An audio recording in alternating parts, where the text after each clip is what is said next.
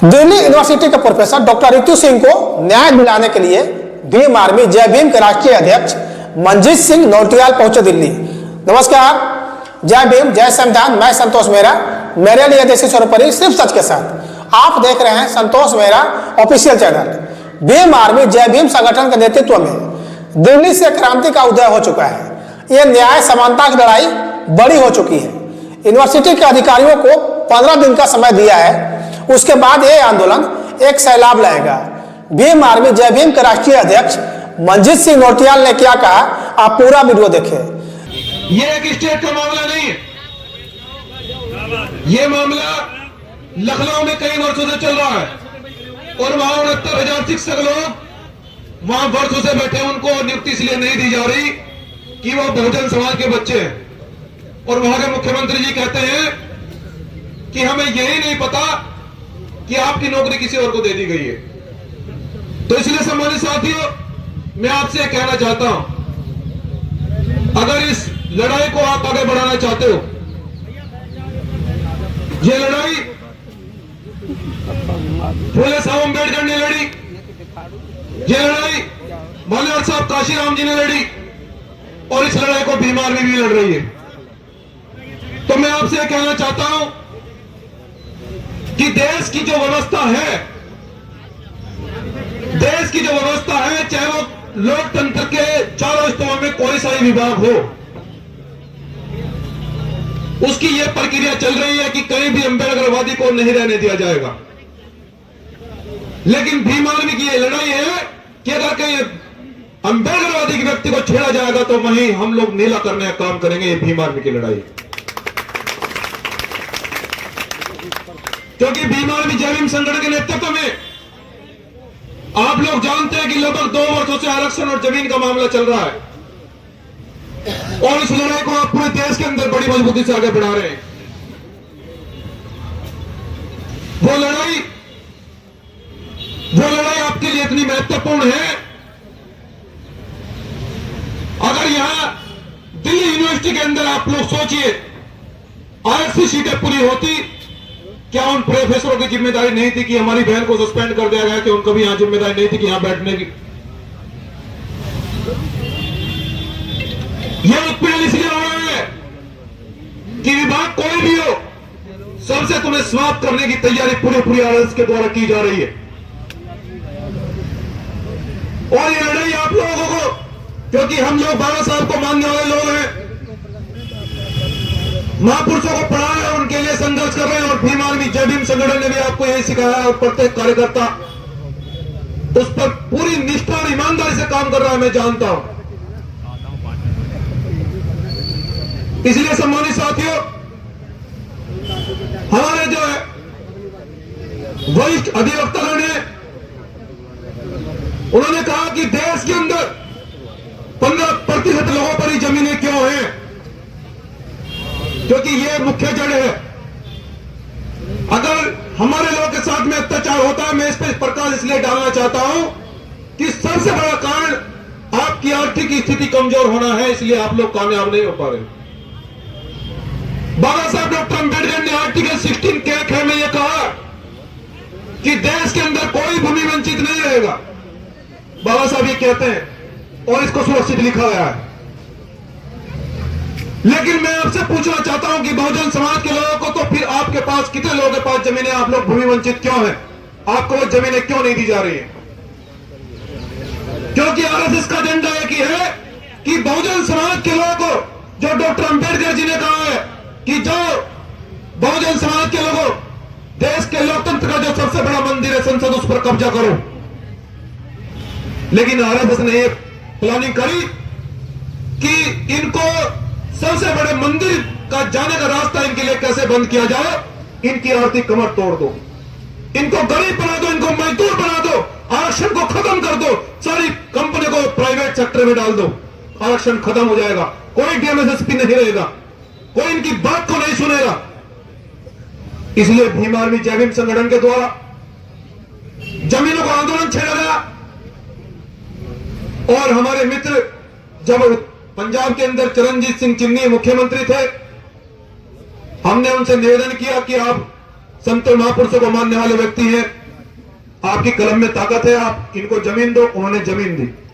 पंजाब में आपका आंदोलन सफल हुआ और आज तो उत्तर प्रदेश के मुख्यमंत्री भी एक कहते घूम रहे हैं हर मंचों से कि हम दलितों को, पिछड़ों को जमीनें देंगे, क्योंकि उनको पता है कि तुम्हारा आंदोलन अब कहां बढ़ने वाला है। उनको पता है कि ये बहुजन समाज के बच्चे अब जमीनें छीनने के लिए जा रहे हैं।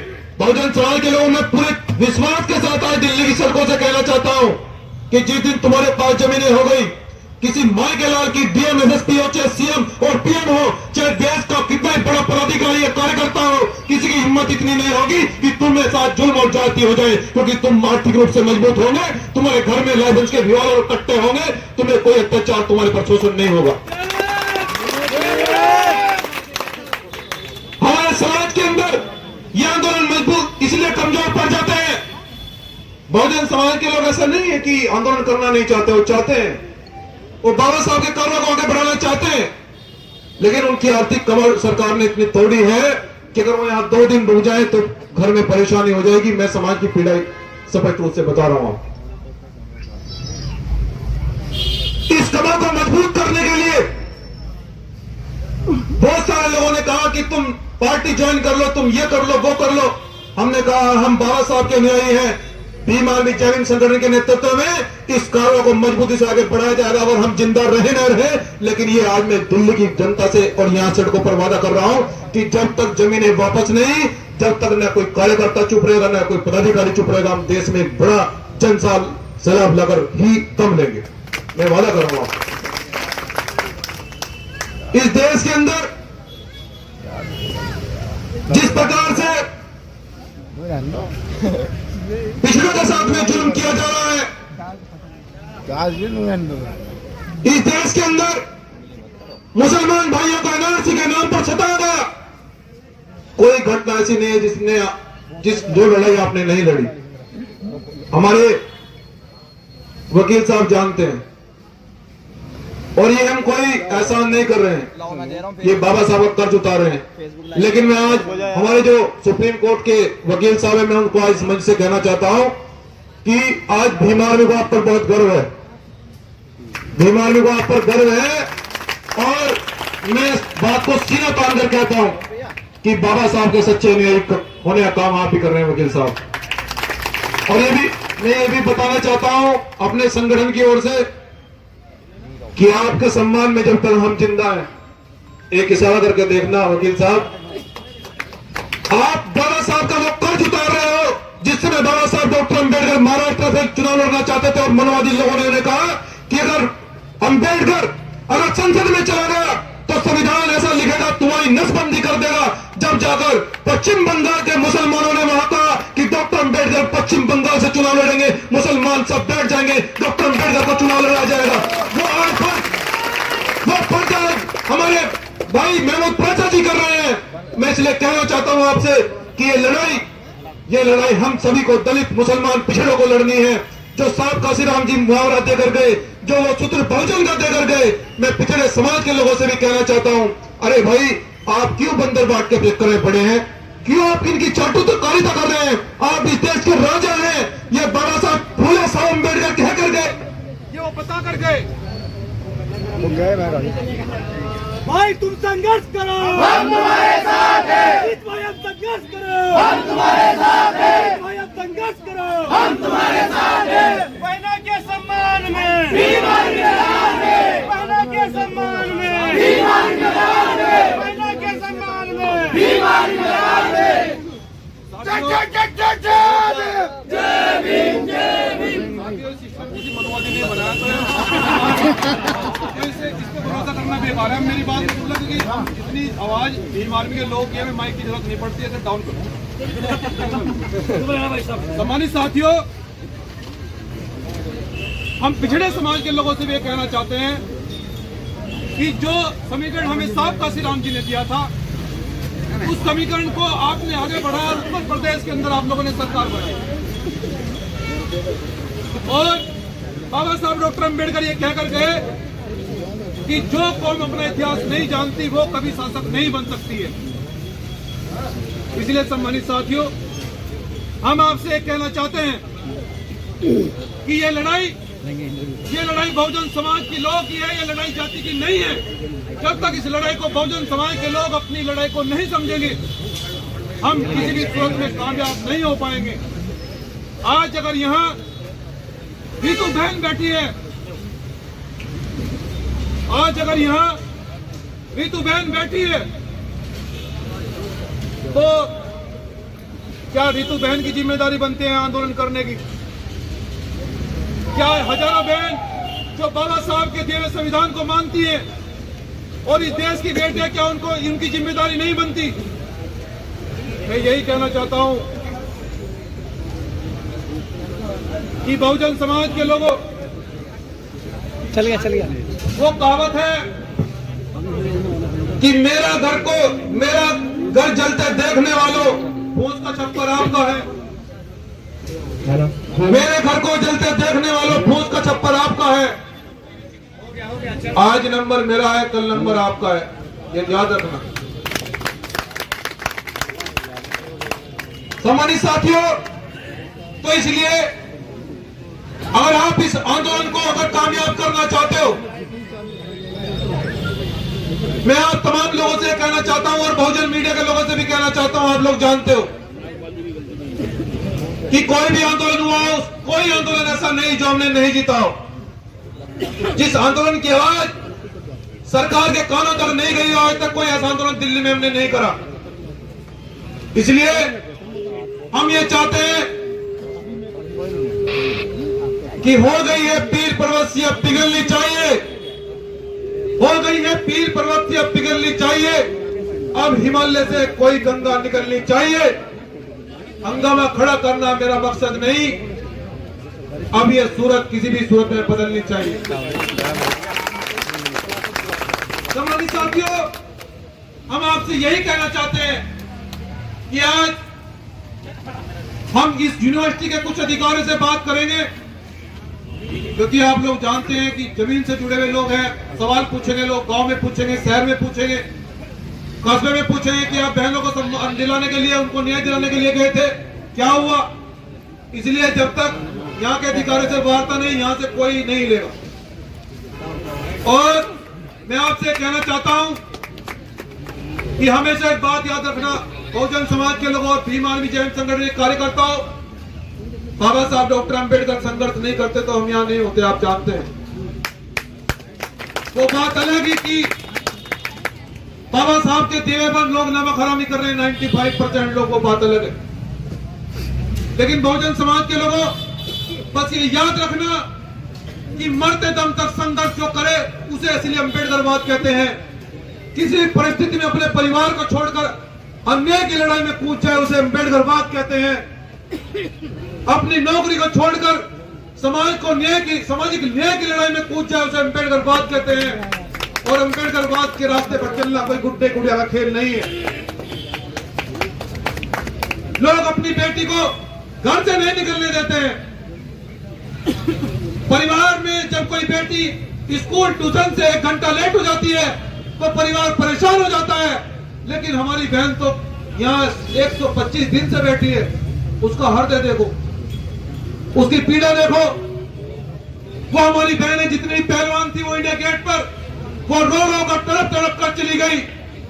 उन सरकार के नेता को शर्म आनी चाहिए जो लोग ये कहते हैं कि हम 9 दिन 9 देवी को पूजते हैं। अरे तुम जिंदा देवियों का सम्मान नहीं कर सकते, तुम देवियों का सम्मान क्या करोगे? तुमने धर्म के नाम पर जो अड्डा बना रखा है, ये अम्बेडकरवादी लोग इस अड्डे को ध्वस्त करने का काम भीम आर्मी जय भीम संगठन के नेतृत्व में मैं आज दिल्ली की सड़क को बर्बाद कर रहा हूं। जब संविधान दिवस पर, जब देश के लोग संविधान दिवस 26 नवंबर को मना रहे थे तो भीम आर्मी संगठन के नेतृत्व में यह ऐलान किया गया कि आज संविधान दिवस है।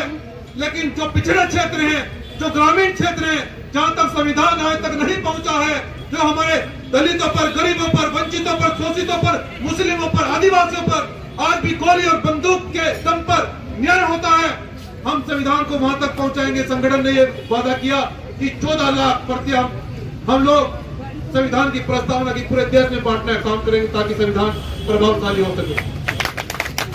ये सरकार के लोगों ने कहा, कौन है कि तुम क्या करना चाहते हो। सब लोग जानते हैं संविधान की प्रतियां, और नेट पर संविधान पड़ा है, संविधान की प्रस्तावना सब लोग जानते हैं। मैंने कहा जानते तो हैं, लेकिन तुम्हारे सरकार के लोग मानते तो नहीं, हम मनवाना चाहते हैं, हम लोग मनवाना चाहते हैं। और जिस दिन वो मान जाएंगे हम उस दिन साथ बैठ जाएंगे, उस दिन रोड पर आंदोलन नहीं होगा, क्योंकि हंगामा खड़ा करने हमारा मकसद नहीं है। हमारा मकसद है न्याय हो, इस देश की बेटियों को न्याय मिले, जिनको नौकरियों से निकाला जा रहा है, जो लोग, जो बेटियां, जो भाई इस देश के अंदर शिक्षा का प्रचार प्रसार कर रही है, जो फूले साहब अम्बेडकर की विचारधारा को आगे बढ़ा रही है, तुम उन्हें सस्पेंड कर रहे हो।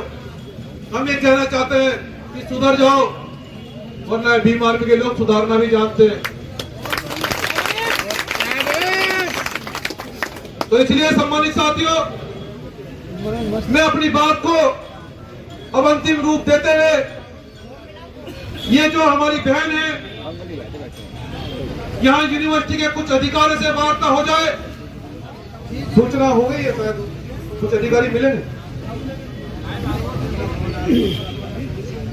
कुछ अधिकारियों, जहां तक मेरी आवाज को जा रही है, यहाँ पर कुछ कर्मचारी खड़े हो यूनिवर्सिटी के, तो बता दें कि हम अधिकारियों से वार्ता करना चाहते हैं, और जब तक वार्ता नहीं होगी तब तक हम यहाँ से नहीं जाने वाले। तो भीम आर्मी के लोग, भीम आर्मी के लोग भी भीम आर्मी के लोग भी ये जान लें कि जब तक यूनिवर्सिटी के लोग कोई ठोस आश्वासन या जवाब नहीं देते, यहाँ तक नहीं जाने वाले, यहाँ से कोई कार्यकर्ता नहीं जाएगा। वाह वाह, और मैं यही बताना चाहता हूँ, हमारे साथी कुछ बता रहे हैं कि यूनिवर्सिटी से डॉक्टर अंबेडकर की प्रतिमाएं हटाई जा रही है। मैं उनसे कहना चाहता हूँ कि तुम बाबा साहब डॉक्टर अंबेडकर का नाम कहां से हटाओगे। बाबा साहब डॉक्टर अंबेडकर का नाम इस देश के कण कण पर लिखा है, कण कण पर। बाबा साहब डॉक्टर अंबेडकर का नाम पूरे विश्व में लिखा है। तुम्हारी हैसियत नहीं है कि तुम बाबा साहब डॉक्टर अंबेडकर का नाम हटा दो, और तुम्हारी इतनी औकात नहीं है कि तुम संविधान को बदल दो। जो लोग कहते हैं कि हम संविधान को बदलकर हिंदू राष्ट्र घोषित कर देंगे, हम ये कहते हैं कि तुम संविधान बदलने की बात करते हो, हम तुम्हारे 1 घंटे में उंगलियां बदल देंगे। ये वही भीम आर्मी के लोग हैं, जब दिल्ली तुगलकाबाद में सड़कों पर निकले थे, यहाँ के डीजीपी भी और गृह मंत्री भी कह रहे थे कि साफ बात करेंगे रात को बैठ के। मैंने कहा बात तो साफ अब मैदान में होगी। अब भीम सैनिक बाबा साहब के बच्चे दिल्ली में एंट्री कर चुके हैं। तो इसलिए सम्मानित साथियों, कुछ निर्णय लेकर जाएंगे। मैं आपसे पूछना चाहता हूं कि कुछ निर्णय हो तभी यहाँ से जाया जाए।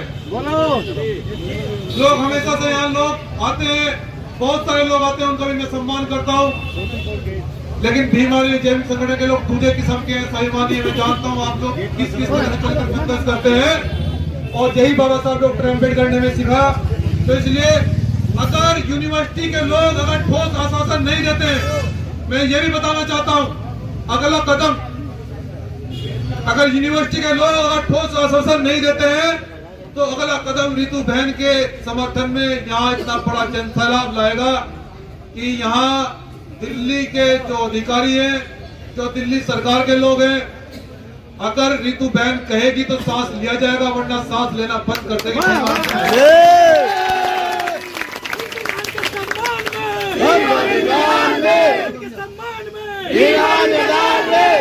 संघर्ष करो, हम तुम्हारे साथ हैं, संघर्ष करो, हम तुम्हारे साथ हैं। इसलिए सम्मानित साथियों, हम अपनी बात को ज्यादा लंबी न करते हुए गेट पर चलो भैया, गो टू 4 गेट। हम चाहते हैं कि अधिकारी आए या हमें वहां चलना पड़ेगा, ये बहन बताएगी, वार्ता की जाए और फिर आगे की बात को बढ़ाया जाए। और जब अधिकारियों से वार्ता हो जाएगी, फिर हम 2 मिनट के लिए बोलेंगे कि अगला कदम क्या होगा। तो तब तक सब लोग शांति बनाए रखें। जय भीम, जय संविधान। इस वीडियो में आप कोई सुझाव देना चाहते हैं तो कमेंट अवश्य करें। आप हमें फेसबुक, ट्विटर एवं इंस्टाग्राम पर भी फॉलो कर सकते हैं। डिस्क्रिप्शन बॉक्स में लिंक दिया हुआ है। वीडियो को लाइक, शेयर एवं सब्सक्राइब जरूर करें। साथ में बेल आइकन का बटन और दबाएं ताकि आगे भी मेरा वीडियो देख सके। नमस्कार, जय भीम, जय संविधान। मैं संतोष मेहरा।